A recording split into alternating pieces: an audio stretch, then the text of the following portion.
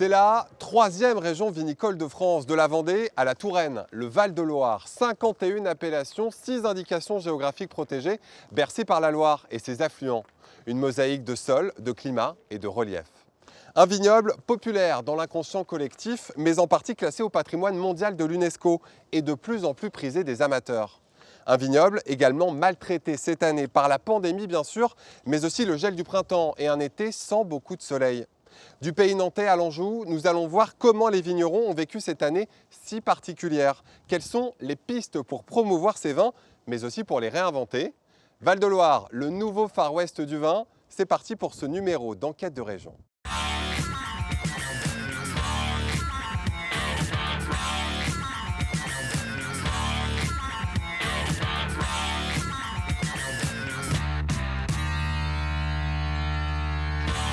Mais d'abord, cette question, que représentent les vins du Val-de-Loire à l'échelle française? Quelle production et quelles retombées économiques? Réponse en chiffres et en images.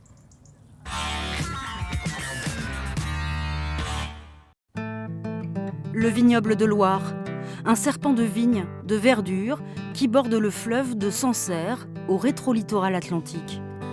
Il recouvre plus de 57 000 hectares, s'allonge sur 800 km, traverse 14 départements. On y dénombre 6 200 vignerons qui commercialisent quelques 315 millions de bouteilles.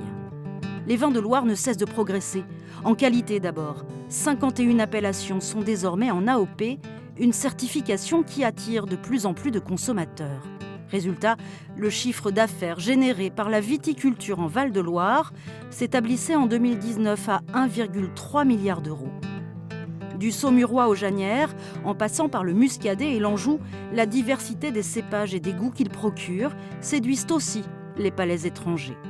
Les ventes à l'export, de blanc, rouge, rosé ou pétillant, ont bondi de 31% en 5 ans. Plus de 20% de la production est aujourd'hui expédiée, notamment aux États-Unis, au Royaume-Uni et en Allemagne. À noter l'engouement pour les vins bio.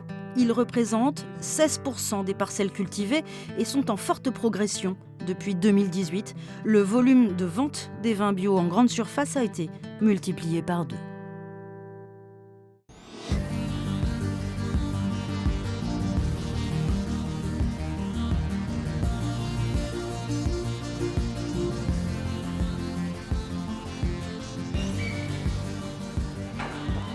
Bonjour Pierre-Jean Sauvion. Bonjour Mathieu. Merci de nous accueillir chez vous, ici au château du Clairet, au cœur du vignoble nantais, 95 hectares, principalement du muscadet. Vous êtes membre d'Interloire, un syndicat qui regroupe 3600 négociants vignerons et caves coopératives. Alors vous avez terminé vos vendanges, mais ce n'est pas le cas partout en Pays de la Loire. Effectivement, aujourd'hui, moi, ça fait 2 semaines que j'ai terminé. Maintenant, les cuves sont en fermentation, mais il nous reste en Anjou le Cabernet Franc pour faire les Anjou rouges et Saumur rouges. Bon, vous me faites visiter les lieux? Allons-y. Cette année, en Pays de la Loire, les vendanges ont pris du retard entre 2 et 3 semaines en raison notamment du gel du printemps dernier. Avec quelles conséquences sur les rendements? Année assez catastrophique puisque Dame Nature n'a pas été gentille avec nous. Nous avons gelé 11 nuits entre le 4 avril et le 4 mai. Donc on pourrait qualifier ça effectivement d'une année annus horribilis. On estime aujourd'hui que dans le muscadet, on va récolter à peu près 20-25% d'une récolte normale. Comment ça se passe pour les vignerons? Ils sont assurés? Comment est-ce qu'ils font face à une telle perte? Aujourd'hui, alors certains sont assurés, on estime que 30% du vignoble est assuré. Alors bien évidemment, ça permet de passer la difficulté du moment, mais ça ne nous donne pas de raisin ni de bouteilles de vin pour nos clients malheureusement. Les cépages blancs ont plus souffert que les autres?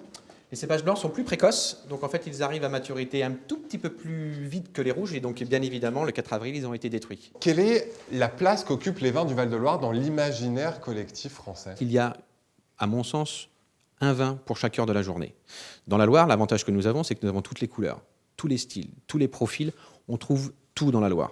Donc on ne peut pas ne pas aimer la Loire. Donc la Loire a vraiment une réelle place dans la gastronomie française. Par rapport au Bordeaux ou au Bourgogne, vous parleriez de complémentarité? Totalement. Je ne pense pas que nous soyons concurrents ou nous sommes collègues. Je pense que tout le monde va pouvoir ouvrir une bouteille de Bourgogne ou une bouteille de Bordeaux et une bouteille de Loire au cours du même repas. On est en pleine foire au vin dans la grande distribution et vous avez lancé récemment une grande campagne de publicité après une perte de 200 millions d'euros de chiffre d'affaires en raison de la Covid-19. Communiquer, c'était devenu primordial à vos yeux? C'était essentiel. Il fallait relancer la machine et il y avait les foires au vin. C'était pour moi un rendez-vous en termes de consommation du vin. Donc on a mis 1,5 million sur la table pour pouvoir communiquer et redonner un coup de fouet à la consommation des vins. La grande distribution, ça reste le lieu où les Français achètent le plus massivement leur vin. Ça va rester comme ça des années encore, vous pensez? Alors j'ai pas de boule de cristal. Aujourd'hui, effectivement, c'est un acteur non négligeable puisque ça représente presque 80% de la consommation des vins pour la région qui nous concerne. Avec un essor aujourd'hui, c'est vrai, sur les cavistes et la restauration, ils garderont leur poids parce qu'ils ont un réseau extrêmement étendu en France. Donc bien évidemment, c'est beaucoup plus simple pour tout un chacun d'aller chercher une bouteille de vin à 5 km de chez lui dans la grande distribution. Pierre-Jean Sauvion, il y a eu un rebond des exportations au premier semestre. 20% des vins du Val-de-Loire partent à l'étranger. Est-ce que vous mettez en corrélation ce bon chiffre avec la suspension de la taxe Trump sur les vins français en mars dernier? Pour nous, ça a été vraiment, quand ils nous ont annoncé les 25% de taxes sur le marché numéro 1 de l'export des vins du Val-de-Loire, que sont les États-Unis, ça a été un coup de massue. Ensuite, le marché numéro 2, qui est la Grande-Bretagne avec le Brexit, on avait quand même, on va dire, nos deux premiers marchés qui avaient le plus du plomb dans l'aile. Double peine avec le Brexit. Exactement. Donc aujourd'hui, le Brexit derrière nous, on va dire plus ou moins digéré. Les taxes qui s'arrêtent au moins pour 5 ans. On reprend notre envol et aujourd'hui, c'est pour ça que les chiffres sont extrêmement bons pour le commerce à l'export des vins du Val-de-Loire. Votre objectif à Interloire en 2030, c'est que l'ensemble du vignoble soit labellisé durable. Aujourd'hui, on est à peu près à 51% de nos surfaces qui sont labellisées, alors qu'elles soient bio, qu'elles soient vignerons engagés, qu'elles soient HVE3. Et notre objectif, dans le durable, pour moi, il faut qu'on aille plus loin que vraiment la culture pure du raisin. C'est-à-dire qu'on doit aller de la grappe jusqu'à la bouteille avec une idée de durabilité, c'est-à-dire moins de consommation d'énergie, moins de consommation en CO2, une empreinte carbone bien évidemment inférieure. Donc on se doit de laisser, de léguer aux générations futures un vignoble en forme pour qu'eux puissent travailler. Merci Pierre-Jean Sauvion. Merci à vous. On va quitter le pays nantais, mais pas les vendanges, direction l'Anjou, plus à l'est, au royaume du Chenin, le cépage angevin. Au sud d'Angers, Denis Leroy a poussé les portes d'un domaine en bord de Loire, 7 permanents à l'année, le double avec les saisonniers. Là encore, après une année compliquée, on mise plus que jamais, vous allez le voir, sur la qualité.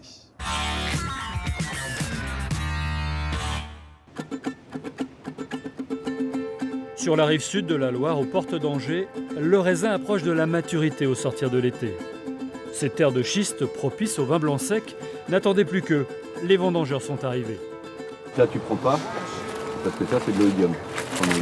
Si le chef de culture veille au grain, c'est que le raisin doit se ramasser uniquement à la main, question de qualité. Là, dans les chardonnays, on ramasse 100% de la vendange. Et dans les chenins, souvent plus, enfin, les maturités sont différentes sur les raisins.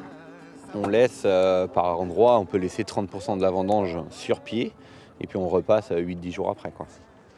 Tu vois, quand tu as une grappe comme ça, tu vois, au lieu de gratter puis enlever ça, je préfère que tu coupes ici.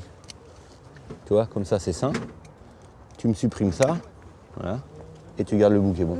Et ça, tu le mets par terre. D'accord ? On essaie de faire attention au binôme, vu qu'ils travaillent toujours en binôme, d'équilibrer quelqu'un qui est habitué avec quelqu'un qui n'est pas habitué pour que tout le monde aille à peu près à la même cadence, quoi. Parmi les 17 saisonniers, des habitués des travaux agricoles et des néophytes, notamment des jeunes attirés par l'esprit de groupe et le contact avec la nature. Ça va, il n'y a pas trop de coupures, mais surtout les ongles qui prennent. Enfin, on a mal partout, on a mal au dos, on a mal aux mains, mais on est content de notre journée après. C'est sympa, je trouve que. Puis avec un beau soleil comme ça, en plus, c'est cool. Bon, il y a des fois, il y a du mauvais temps, mais bon, c'est une bonne ambiance aussi. Tout le monde est au même tarif. Le SMIC, 10,25 € de l'heure, le salaire de la sueur. Ça peut monter jusqu'à peut-être 50 kg, quelque chose comme ça. Donc ça tire dans les jambes. Quand on monte, c'est plus difficile que quand on descend pour aller là-bas.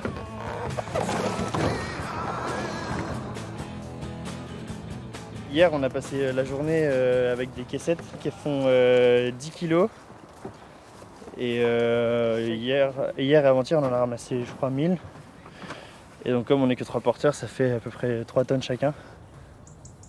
Ici, dans les coteaux de l'Aubance, c'est presque un miracle que d'avoir maintenu le calendrier des vendanges et les contrats de travail sur un mois complet.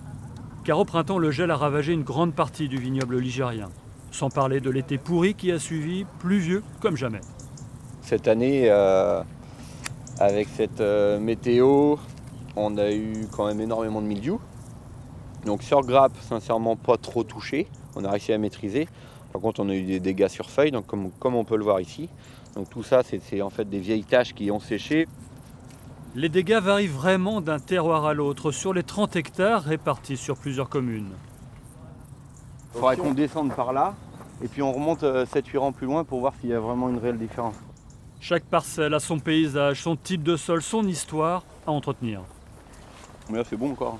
Il faut savoir que là, on a gelé sur 80% de la parcelle. Après, on a peu de dégâts de mildiou, sincèrement, très très peu. On est quand même content de ce qu'on trouve actuellement sur les pieds. Pas de temps à perdre, les équipes suivent l'avancée du raisin et peuvent passer sur une même journée d'une parcelle de rouge à une de blanc. Convoyés par la route, les précieuses cargaisons prennent la direction du chai, le cœur du domaine où s'élabore la vinification. On va prendre les caissettes, on va les emmener sur une table de tri qui fait aussi également les grappoirs. Donc les grappoirs, en fait, ça consiste à enlever les grains de la râpe, en fait, tout simplement, pour après que ça aille sur un tapis et du tapis dans une cuve pour après macérer pour que ça devienne du rouge. Voilà. Autour des machines d'entrée en action. La pièce maîtresse, c'est un nouveau pressoir, un matériel d'orfèvre chargé d'extraire le meilleur de la récolte. Ça, c'est un peu la Rolls de ce qu'on peut faire. Et l'intérêt de ces pressoirs-là, c'est d'avoir des jus assez vite sortis, en fait, de manière à ce qu'ils soient vite refroidis, que les jus ne s'oxydent pas à l'intérieur, etc. Le pressurage, c'est quand même, on va dire, 15-20% de la qualité finale d'un vin, quoi. Voilà, on va dire que les vignes, c'est 75-80%, 15%, puis le reste, c'est juste du contrôle en cave, des jolis contenants, puis voilà, quoi. Les clients de passage au domaine sont prévenus. Les volumes récoltés s'annoncent en baisse de la moitié par rapport à une année normale. Malgré tout, ces premières cuvées récompensent le travail de toute une année par ces vignerons attachés aux méthodes naturelles. Il faudra encore patienter pour goûter à ce nouveau millésime, produit par l'homme et par la vigne. On l'observe très souvent pour qu'on puisse repérer toute forme de traces de carence. Alors on peut en voir par-ci et là, on a des attaques avec des insectes, on a des petites carences nutritives. Donc ça, toutes ces observations-là, on les note, puis on va essayer de les corriger gentiment avec le temps pour que la vigne s'habitue progressivement à entamer une défense des plus naturelles, quoi. C'est une telle émotion, on l'a vécu tellement violemment cette année avec le gel, qu'il y a un lien affectif avec cette vigne qui pousse, qui est super émouvant.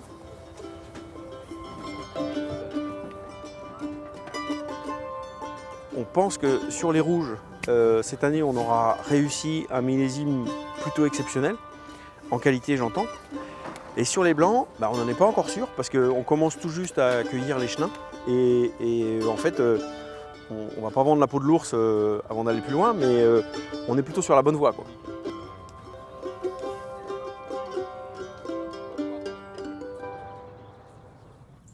Moulin-Touchet, l'un des plus anciens domaines viticoles d'Anjou. 30 000 bouteilles de Coteaux-du-Layon y sont produites chaque année. Pourtant, impossible de les goûter. Après 10 ans passés en cave minimum, toutes les cuvées partent à l'export, direction les pays nordiques et les États-Unis.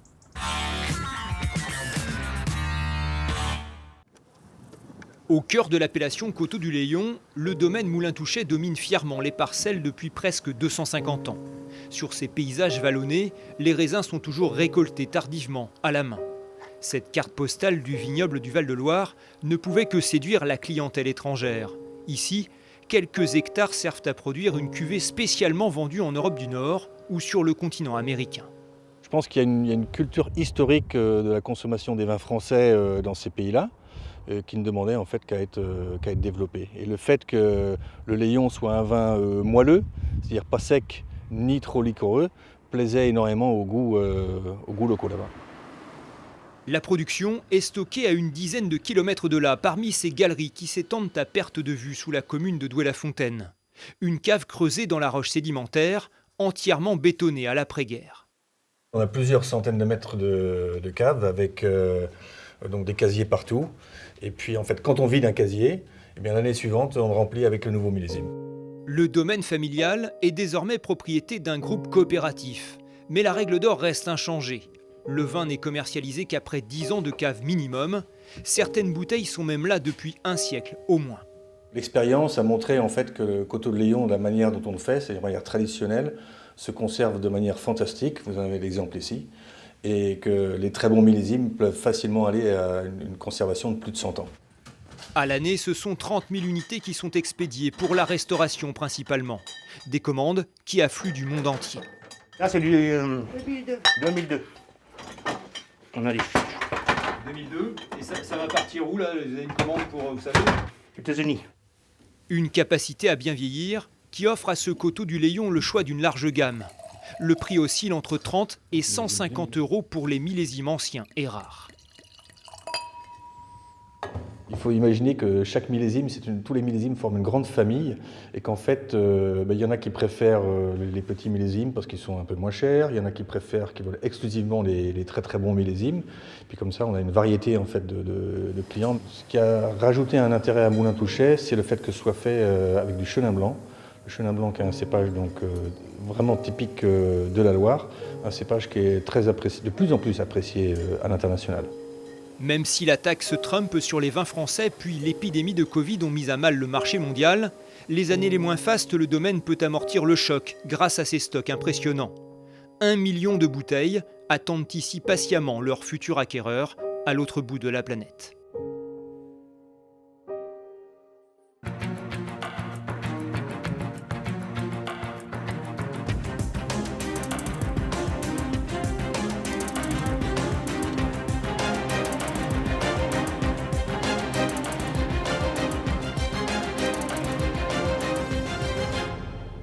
C'est une véritable institution à Saumur, Ackermann, la plus ancienne maison de fine bulle de la ville, et ses immenses caves troglodytiques. Séverine Lepol, bonjour. Bonjour. Merci de nous accueillir dans ces caves. Vous êtes œnologue chez Ackermann. Alors des caves avec quelques bouteilles, mais surtout des œuvres d'art. D'où viennent-elles ces œuvres d'art? Eh bien, elles viennent d'un partenariat que nous avons avec l'abbaye de Fontevraud, où nous choisissons des artistes en résidence qui, après, in situ, mettent en place leur œuvre avec toujours un lien avec, bien sûr, la vigne et notre cœur de métier qui est les terroirs et le vin. Vous êtes œnologue, je le disais. Existe-t-il un portrait robot d'un vin du Val-de-Loire? Un portrait robot un petit peu difficile à dire quand même, mais par contre une trame, une marque de fabrique. Une marque de fabrique avec l'expression très fruitée, très intense de nos vins et une fraîcheur, une tension qui tient l'ensemble des vins de toute la région. Et c'est vraiment l'identité Loire que l'on défend et que l'on reconnaît à l'export comme en France. Ce qui singularise ces vins, c'est aussi la diversité des cépages et donc la diversité de goût. Tout à fait. Avec un même cépage, on peut aujourd'hui produire des vins doux, par exemple au Château Lavarrière avec des liquoreux, des vins secs avec des saumures blancs sur le domaine de la Perruche, ou avec nos historiques bulles de la maison que l'on connaît, les créments, les saumures de la maison Ackermann. Alors il existe toujours aujourd'hui quelques préjugés sur les vins du Val-de-Loire. On les associe à des vins populaires, notamment en raison du muscadet. Est-ce encore le cas aujourd'hui ? C'est de moins en moins le cas. Effectivement, le muscadet a souffert de cette image, peut-être aussi à cause de sa position géographique, proche de l'océan. Et aujourd'hui, non, on ne peut plus parler de vins d'entrée de gamme pour la Loire, mais de vins qui sont en croissance et qui ont vraiment aujourd'hui leur marque de fabrique et leur identité. Mais ça reste un vin populaire ou ça a pris du galon un petit peu? Alors, ça reste un vin accessible et non populaire. Donc par sa pureté, et sa fraîcheur et son identité. Et également, on arrive de plus en plus sur la Loire à faire de grands vins. Ces étés derniers, les températures ont été très élevées, hormis l'été qui vient de s'achever. Oui. Est-ce que le réchauffement climatique a un impact sur le taux d'alcool des vins ? Oui, bien sûr. C'est vrai que dans la Loire, on souffrait plutôt d'une sous-maturité par moment. Donc c'est plutôt bénéfique dans un premier temps sur nos régions, puisque le cumul des températures permet d'avoir beaucoup plus d'intensité en bouche, de gras et d'aromatiques. Mais par contre, on doit rester vigilant, parce qu'il ne faudrait pas que l'alcool dévie ce bel équilibre, ce beau fruité que l'on a. Et donc c'est un travail de fond que l'on mène avec des institutions, avec des organismes de recherche, pour adapter nos méthodes culturales, nos méthodes de vinification pour garder justement cette fraîcheur, cette intensité et bénéficier malgré tout de ces sommes de température qui peuvent, dans certains cas, nous être aussi positives, bénéfiques. À quoi ressembleront, Séverine Lepol, les vins du Val-de-Loire de demain ? C'est une belle question. Il faut que l'on garde cette trame et cette intensité et cette fraîcheur, puisque aujourd'hui c'est notre marqueur et c'est ce qui est en adéquation vraiment avec la demande du marché. Mais pour autant, on se doit d'être plus sain, plus propre, plus vert. C'est dans l'air du temps, ça. C'est dans l'air du temps. Quels que soient les vignobles. Oui, et on se doit de préserver les consommateurs, de préserver nos viticulteurs, de préserver l'ensemble de la chaîne. Donc ça, c'est un vrai défi et on est dans cette démarche depuis maintenant 6 ans. Et on a beaucoup de thèmes en recherche et développement là-dessus. Merci Séverine Lepol de nous avoir accueillis dans ces caves artistiques. Merci. Les vins du Val-de-Loire qui ont également bien intégré l'art de la communication, promouvoir son image dans l'Hexagone et à l'étranger, une nécessité qui passe bien sûr par les réseaux sociaux. Allez, action. Guillaume Renoir est un vigneron 2.0 qui prend soin de ses vignes bio et de son image grâce à Eva, sa responsable communication, spécialiste des réseaux sociaux. Si tu as en mémoire des cèpes qui sont super beaux ou... Pas trop. Pas forcément. Faut vraiment se promener pour en trouver. C'est pas instagrammable en fait. Mais si, on pourrait, ce serait instagrammable, mais il faut les chercher, il faut les trouver. Attacher. Quand c'est instagrammable, ça veut dire qu'on a une photo avec une belle lumière. Elle est belle la grappe. Et il y a des choses qui sont plus instagrammables que les autres. Donc forcément, quand on a une vieille vigne comme ça, avec un vieux cèpe qui est tortueux, ça fait des formes qui sont intéressantes. C'est un côté très artistique aussi, et puis ça donne un nouveau regard aussi sur les vignes. En un an, le manoir de la Tête Rouge, le domaine de Guillaume, a doublé ses abonnés sur Facebook et Instagram. Moi, ça me permet effectivement des gens d'Ontario, des États-Unis, de Shanghai, qui me suivent sur mes réseaux, du Gabon. Enfin, j'ai plein de gens, parce que je vends beaucoup à l'export, qui me suivent grâce à ça, qui ont une petite part de l'enchantoire, par exemple, du manoir de la Tête Rouge, POC. C'est ça le truc. Et c'est vraiment chouette, c'est un bel outil.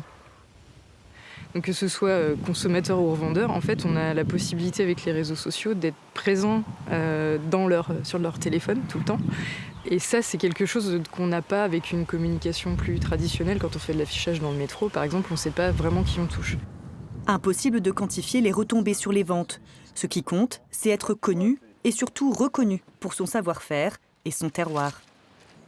Le coteau des Treilles surplombe le Léon, au cœur d'une réserve naturelle, 100% chenin blanc. Un cépage d'exception, longtemps oublié, il a reconquis une clientèle française et étrangère grâce à son terroir, carte postale. Quand on parle de nos vins, on parle des lieux qui nous entourent. Et on invite les gens dans une espèce de voyage, dans un pays qu'ils ne connaissent pas très bien, parce qu'il ne faut pas se voiler la face. Même en France, la région de l'Anjou n'est pas connue. Il y a beaucoup de gens qui ne savent pas tellement où c'est sur la carte. Et ça, on peut le voir comme une faiblesse, absence de notoriété, ou on peut le voir comme une force. On est dans un monde où les gens veulent de la découverte, veulent de la nouveauté, veulent de l'authenticité. Et ici, on a ça à offrir. Autre stratégie de communication à la mode sur laquelle surfent les vignerons d'Anjou et d'ailleurs, l'étiquette. Plus elle est graphique, décalée, plus elle marque les esprits. Mais qui dit belle bouteille ou belle grappe ne dit pas forcément bon vin. Et sur les rayons, comme sur les réseaux sociaux, il existe pour le vin aussi le pire comme le meilleur. Et si les vins de Loire étaient des vins populaires en apparence seulement? Aujourd'hui, dans le Saumurois, œnotourisme rime avec chic et parcours au flambeau. Célèbre pour sa vigne qui pousse de part et d'autre d'un muret, le domaine de Parnay propose des parcours découvertes de nuit pour allier dégustation et patrimoine.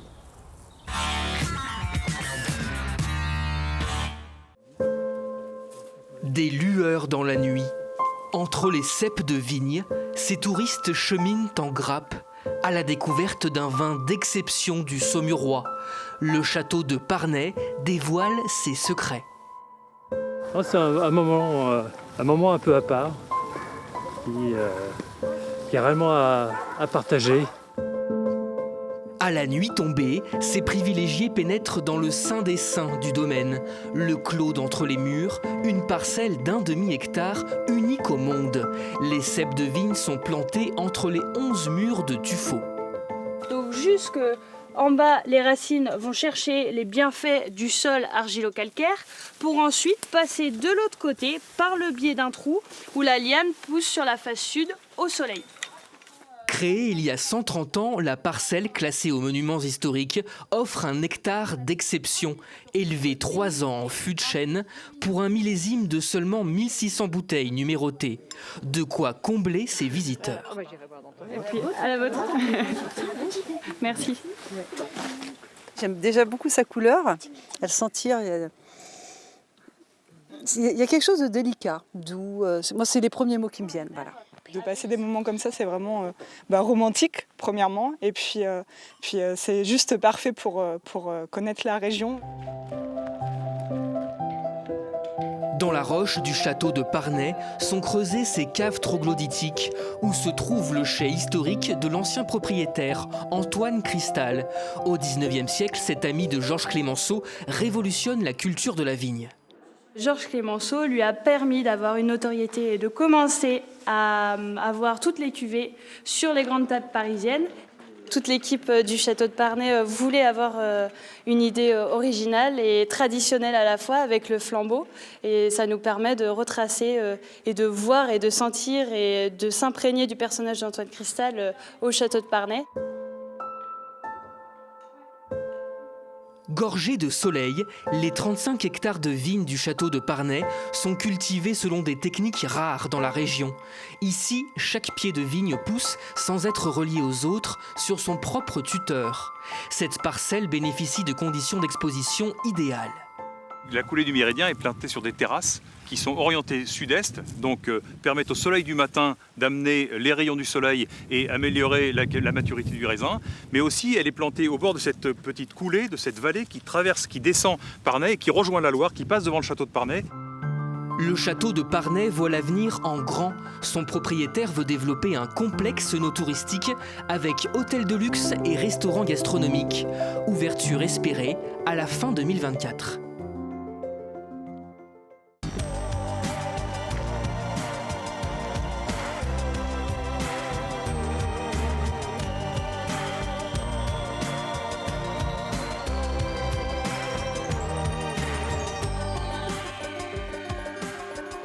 Et on se trouve chez Claire et Fred Niger au domaine de l'Écu à côté de Nantes. Bonjour. Bonjour. Merci de nous accueillir ici dans votre salle des amphores où votre vin mûrit. Alors, un domaine de 28 hectares en biodynamie et une année très compliquée pour vous. Vous êtes en pleine vendange, mais entre 90 et 95% de la récolte d'ores et déjà perdue. Claire, quand on se lance dans l'aventure du vin, on intègre dès le début cette part de risque? Oui, on est obligé, mais on n'est pas forcément conscient de ce que la nature va nous faire subir. Donc on essaie de sublimer les aléas et de faire quelque chose de beau avec. C'est un sacerdoce d'être vigneron? Oui, tout à fait, mais c'est surtout une passion. Vous possédez le label Déméter qui certifie votre biodynamie depuis 1998. Concrètement, comment elle se manifeste, votre biodynamie, ici ? Au quotidien, avec l'utilisation de décoctions de plantes, avec des traitements avec l'homéopathie. C'est de la phytothérapie, ça? Aussi, oui, tout à fait. Et puis c'est une philosophie qu'on essaie d'appliquer à l'ensemble du vivant, que ce soit les vignes et puis les êtres qui participent à cette aventure. On parle de philosophie. Est-ce qu'il y a quelque chose de mystique un petit peu dans la biodynamie? De mystique ?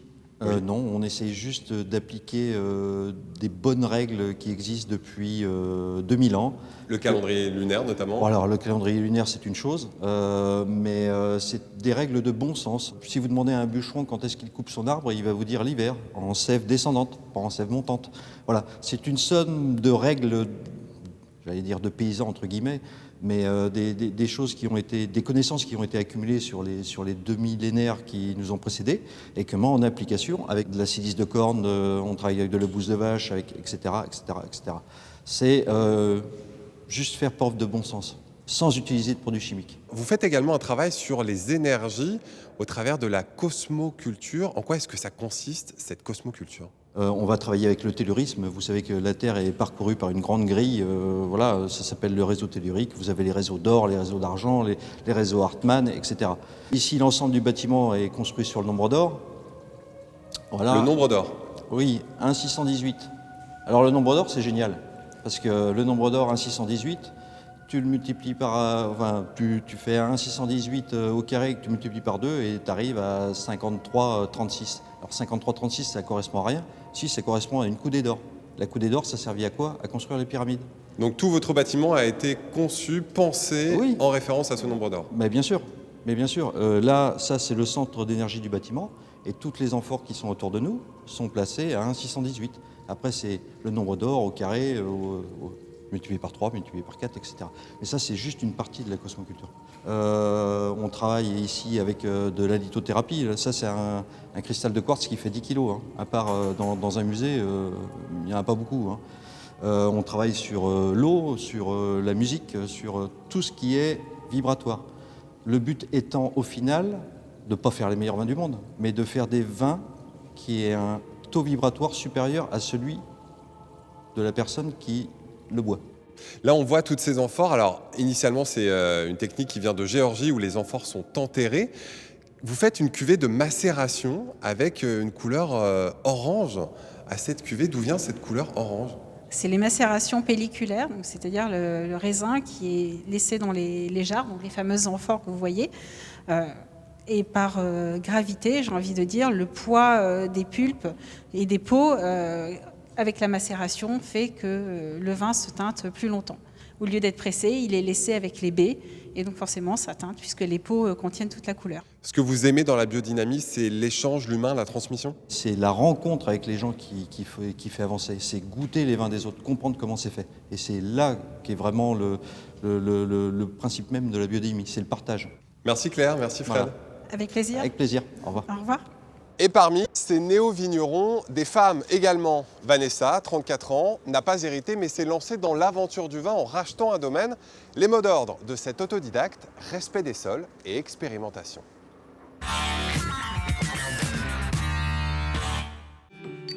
Vanessa Cherriot prépare son 3e millésime. Voilà 2 ans qu'elle a racheté ce domaine de 24 hectares. Sur ces terres de Chaume, réputées pour ses vins blancs liquoreux, elle fait un autre pari, celui des grands blancs secs.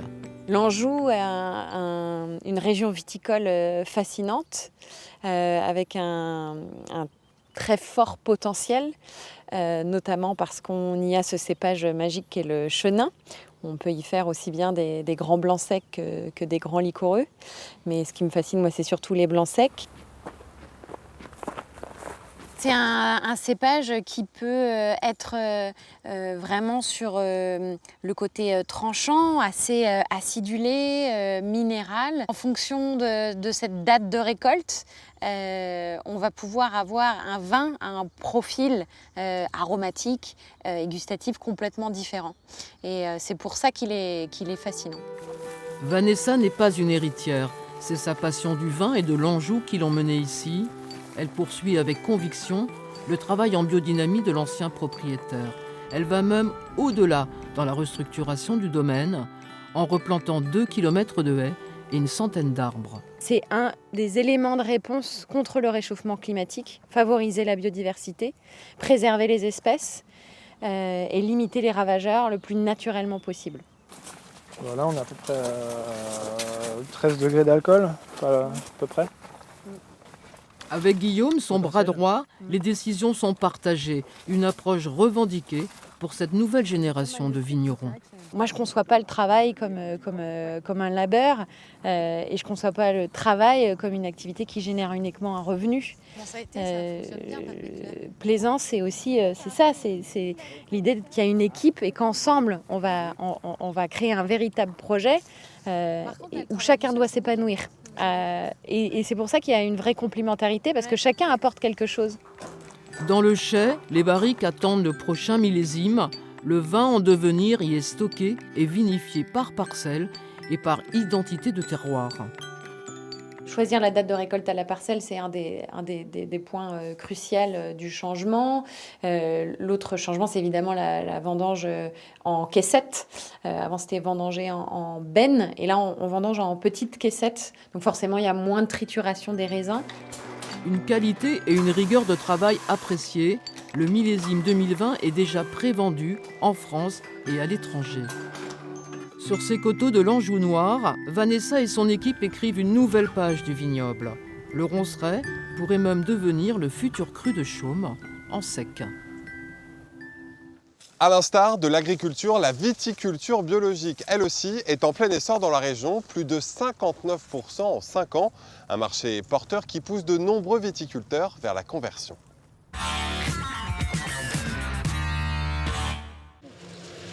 Au domaine familial de l'Épinay, la cuvée 2021 a une saveur particulière. Après 10 ans de conversion, tous les vins sont certifiés bio. Comme Sylvain Pacreau, ils sont aujourd'hui 328 viticulteurs bio en Pays de la Loire, soit une centaine de plus en 5 ans. Le bio demande plus d'investissement, mais le goût s'en ressent. J'ai envie de dire, il y a un peu plus d'âme, beaucoup plus de travail, plus de personnes qui s'en occupent, plus de salariés. Nous, depuis qu'on est passé en bio, on a embauché une personne en plus sur l'exploitation et on est également à la recherche encore d'une autre personne. Des bras, il y en a dans les vignes de Jolandron pour ses 43e vendanges. Ouais, je pense que le millésime, finalement, ça va pas être trop mal quand même, les équilibres. On est à 11,7, 11,8. Le vigneron s'est lancé dans cette démarche biologique dans les années 80. Déjà à l'époque, son idée est de produire mieux, même si les rendements du muscadet sont moindres. J'ai démarré mon métier en étant un vigneron conventionnel, bien entendu, mais grosse prise de conscience après 10-15 ans de métier, en me disant on ne peut pas continuer comme ça. Il faut évoluer vers un peu plus de respect du sol.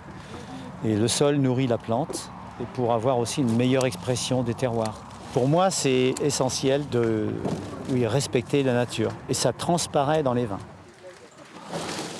Aujourd'hui, les vins bio ont la cote auprès des consommateurs. En 3 ans, les ventes ont progressé de 51%.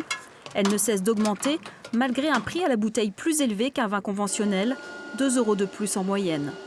Les nouvelles générations sont demandeuses, ainsi que les clients étrangers. Ici, plus de la moitié des 250 000 bouteilles produites partent à l'export. Il ne faut jamais mettre tous ses œufs dans le même panier, c'est bien connu. Et on a toujours prospecté depuis les années 82-84 sur l'export. Donc aujourd'hui, on a 50% export, à peu près 50-52%, ça a tendance à monter, et à peu près 48% en France, sur le marché domestique. Chez Sylvain Pacreau, le label bio a aussi boosté les ventes directes. Tu veux le goûter, non ? Mais surtout, il a permis de décrocher des marchés au Japon et aux États-Unis. Pour le vigneron, ce label est l'avenir de la profession. Je pense qu'on a entre 10 et 15% des vignerons qui sont en bio. Et tous les vignerons qui s'installent aujourd'hui et qui seront présents dans les 15, 20, 30 ans qui viennent, beaucoup sont en bio. Un consommateur qui est à l'autre bout du monde, en fait, la labellisation AB, Organic Wine, ça lui parle forcément. Avec près de 5000 hectares, la surface viticole bio des Pays de la Loire a progressé de 59% en 5 ans. Un bel essor. Il était surnommé le vin des ducs, particulièrement apprécié de Jean V de Bretagne et François II. Le Berligou, un pinot noir autrefois implanté à Couéron, en banlieue nantaise, disparu à la fin du 19e siècle, puis ressuscité dans les années 30. Alain Poulard, bonjour. Bonjour. Vous participez vous aussi à cette résurrection. Vous êtes œnologue, ancien de l'Institut français de la vigne et du vin. Et en 2010, avec votre association, vous avez réimplanté ce Berligou, ici même, à Couéron. Un cépage noir au milieu des cépages blancs du pays nantais. Quel était le but ? Le but était de diversifier la production nantaise, qui est surtout basée sur 2 produits qui sont le muscadet et la folle blanche, le gros plan. Et donc de retrouver par là même aussi toute l'histoire du vignoble nantais, qui était basé sur la production de vins rouges et notamment de pinot noir dès le Moyen-Âge. Ce pinot noir était apporté par les abbayes, cisterciennes qui étaient implantées dans le Sud-Loire. 500 bouteilles, oui. Du rouge, du rosé, vous ne pouvez pas les vendre parce que vous êtes une association. Le but, c'est de les faire déguster, c'est de faire de la pédagogie ? Oui, effectivement, c'est de faire de la pédagogie. D'abord, de faire redécouvrir aux Couéronnais en fait, leur cépage emblématique, ce retour aux sources. Et également de faire connaître ce vin donc, au plus grand nombre. 380 ceps de vigne. Alors, pas de produits de synthèse, un petit peu de soufre, un petit peu de bouillie bordelaise. Pourquoi ce choix du bio ? C'est le cahier des charges en fait, effectivement de la culture biologique, et aussi c'était répondre à une demande de la mairie de nous caler sur l'agenda 21, donc la production de produits biologiques. C'est une part de mémoire, c'est une part d'histoire que vous avez l'impression de faire revivre ? Oui, je pense qu'en fait, c'est du patrimoine d'abord, effectivement, puisqu'en fait c'est un cépage qui a traversé en fait 5 siècles. Et entre autres, les chercheurs de l'INRA ont été assez surpris de voir qu'au bout de 5 siècles, ce cépage avait résisté en fait aux principaux virus présents dans la vigne. Donc c'est assez exceptionnel. Alors vous êtes œnologue. En bouche, à quoi ressemble ce vin autrefois réservé à l'élite ? Alors ce pinot noir, c'est un pinot noir qui est assez léger. La couleur est une couleur assez pourpre, et donc les tanins sont relativement fins, résultat d'une cuvaison moyenne de 8 à 10 jours. Et donc ce qui donne aussi au niveau de la structure des tanins qui sont assez souples et soyeux. Merci Alain Poulard. C'est la période de l'année la plus importante pour les vignerons, les vendanges. Des vendanges dont les méthodes ont évolué au fil des années, du travail à la main à la mécanisation. On remonte le temps avec ce coup d'œil dans le rétro signé Evelyne Garcia. Regardons le spectacle des vendanges en Anjou, c'est déjà un commencement. Espérons seulement que le vin qu'on nous a promis n'aura pas le temps de trop vieillir avant d'arriver dans nos verres. Un pays se reconstruit aussi avec ses traditions. Même si durant la guerre, le vignoble français n'a jamais cessé de produire. Et les vendanges participent de cette conscience collective. En 1964, le vin s'annonce bon dans les terroirs. Monsieur, comment sera le vin cette année? Il sera très très bon. Oui. Ce sera d'une année remarquable, comme les années 1947. C'est vrai, monsieur? Ah oui, ça c'est sûr. C'est sûr. C'est très sûr. On parle toujours de la gaieté des vignerons. Monsieur, je crois que vous chantez bien. Parfois, madame. Parfois. Alors chantez-nous quelque chose. C'est la coutume chez nous, chacun sa chopine. Le dimanche entre nous, ça vaut mieux qu'une fine. Et la coutume dans les vendanges, ce sont ces mains qui, durant 15 jours, vont s'activer sur le raisin, dans la joie et la bonne humeur. En 1970, en pleine période hippie, le vignoble nantais accueille une trentaine d'étudiants étrangers. Est-ce la première année que vous utilisez des étudiants étrangers? Oui, c'est la première année, grâce au service stage et voyage de la Chambre d'agriculture. Qu'est-ce que vous pensez de ces échanges? Je pense beaucoup de bonnes choses, d'autant plus que je me considère bien servi avec les 4 gars que j'ai. Ça va bien, mais au début c'était un peu très dur, mais maintenant nous avons habitué et ça va bien maintenant. Mais voilà, les années 70 marquent le début de la mécanisation des vendanges. Une vraie révolution. En 1990, le vignoble nantais vendange 60% de ses vignes, avec 350 machines, qui enjambent les ceps et égrènent les grappes une à une, grâce à un système de batteurs. Je n'avais pas l'habitude de voir ces brins de sarment qui sautent de droite et de gauche, mais maintenant, ça y est, on s'y fait, et puis je vois que le travail est quand même assez bien. Manuel et mécanique, le progrès entre aussi sur le fameux vignoble de Janières, dans la Sarthe, qui fête en 1988 ses 50 ans d'appellation d'origine contrôlée. Quand Henri IV il se promenait par ici, il était content d'emmener, soi-disant à cette époque-là, des barriques de vin qui faisaient servir au château de Saint-Germain-en-Laye avec la poule au pot. Quand le vin est tiré, il faut le boire et surtout le vendre. Avec 32 500 hectares et une production d'environ 1 750 000 hectolitres, le marché national se porte bien et l'export se développe. Un symbole, en 1999, 2 vieux gréments partent à la conquête de New York avec des barriques et des bouteilles de muscadet. Une opération publicitaire festive et positive, car le vin ligérien est un vin populaire. Il s'inspire du passé pour fabriquer les vins de demain, les vignerons nature. Des vins sans additifs, sans intrants, presque du jus de raisin fermenté pour les plus puristes. Un retour à des méthodes d'avant la viticulture intensive et un phénomène en plein essor avec des bars à vin nature qui fleurissent un peu partout, à Paris et bien sûr ici, à Saumur.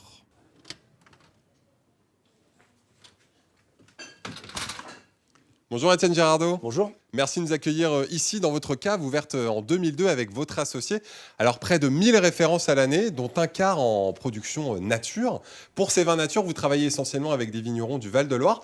C'est plus logique ou c'est une démarche locavore pour vous ? C'est d'abord une démarche parce qu'on est passionné en fait, des vins de Loire qui sont les vins de notre région. Et aussi parce que c'est beaucoup plus facile d'aller travailler avec nos voisins qu'avec des régions beaucoup plus éloignées.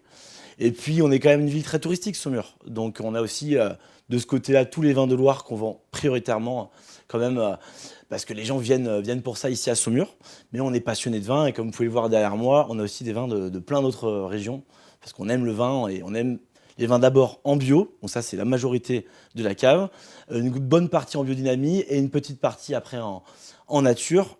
Toujours est-il, il reste à définir qu'est-ce que c'est une vin nature, donc on va plutôt dire de vin vivant. Voilà. Alors justement, les vins nature revendiquent le respect du vivant. Quelle différence faites-vous entre vin bio, vin en biodynamie et vin nature ? Alors, on parle d'abord de la culture ou de l'agriculture pour tout ce qui est du bio et de la biodynamie, c'est-à-dire qu'on n'utilise pas de produits chimiques, simplement de la bouillie bordelaise dans un premier temps. Et pour la biodynamie, c'est un petit peu plus complexe avec les préceptes de Steiner, et donc on va être là par contre sur des préparations assez particulière, assez complexe. On ne modifie pas les cycles naturels. Ça reste que des choses naturelles, mais on va dire qu'il y a une démarche un peu plus ésotérique, un peu plus poussée. Peut-être pas me lancer dans ce sujet-là maintenant. Et pour ce qui concerne le vin nature, on parle que de la transformation, en fait. C'est une fois le raisin rentré dans le chai, à partir de ce moment-là, c'est tout ce qui va être autour de la vinification, de la fermentation, à l'élevage, à la mise en bouteille. Et là, dans toutes ces étapes-là, le but, c'est d'être le moins interventionniste possible. Et normalement, c'est de ne pas mettre de soufre, bien sûr, mais aussi de ne pas mettre de levure sélectionnée, de ne pas faire d'enzymage, de décider de ne pas filtrer du tout, etc. Donc finalement, les vins vivants, c'est beaucoup de petites étapes. Le vin nature est très difficile à mettre dans une case. Vous me faites découvrir tout ça ? Eh bien, on y va, c'est parti. On va goûter ça au bar juste à côté. Allez, je vous suis.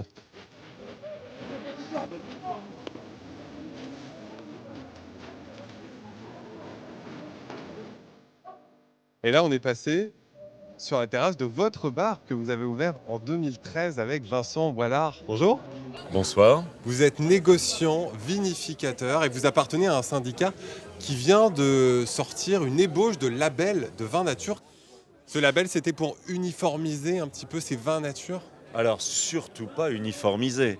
C'était pour donner un cadre à l'élaboration d'un vin qu'on va pouvoir qualifier de nature. Parce que jusqu'à présent, chaque vigneron faisait un peu ce qu'il voulait. Ces vins sont faits par des hommes qui ont des égos, et donc il est assez compliqué de mettre en commun toutes nos forces. Et aujourd'hui, cette démarche est basée autour d'un syndicat. Et la force d'un syndicat, c'est d'avoir une reconnaissance auprès de l'appareil étatique, et notamment des douanes, et aussi des institutions.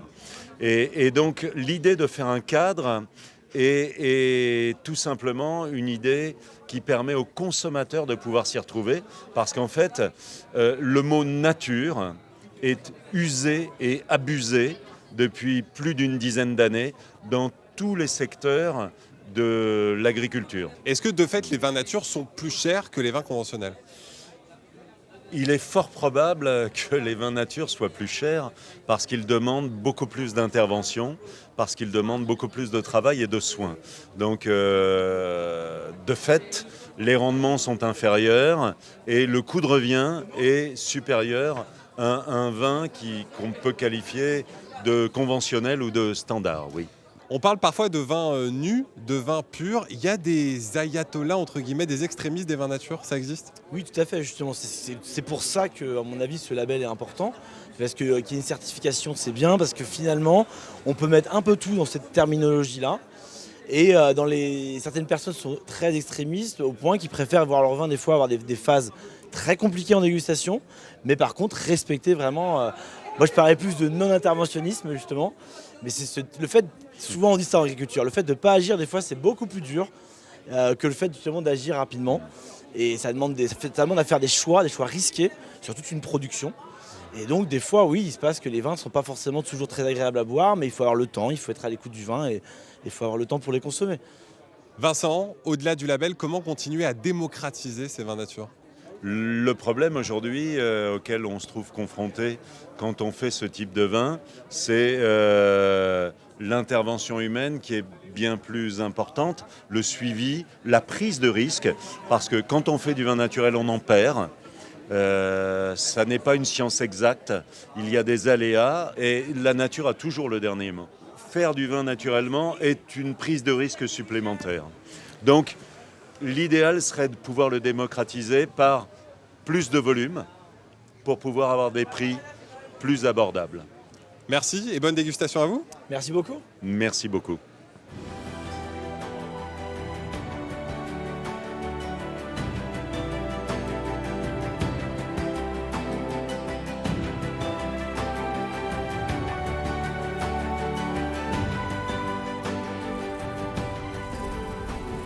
Voilà, c'est terminé pour ce numéro d'Enquête de Région. Merci à toutes les équipes, journalistes et techniciens qui ont travaillé dessus, en espérant vous avoir donné envie de découvrir ou de redécouvrir avec modération ces vins du Val-de-Loire. Je vous donne rendez-vous le mois prochain pour un nouveau numéro d'Enquête de Région.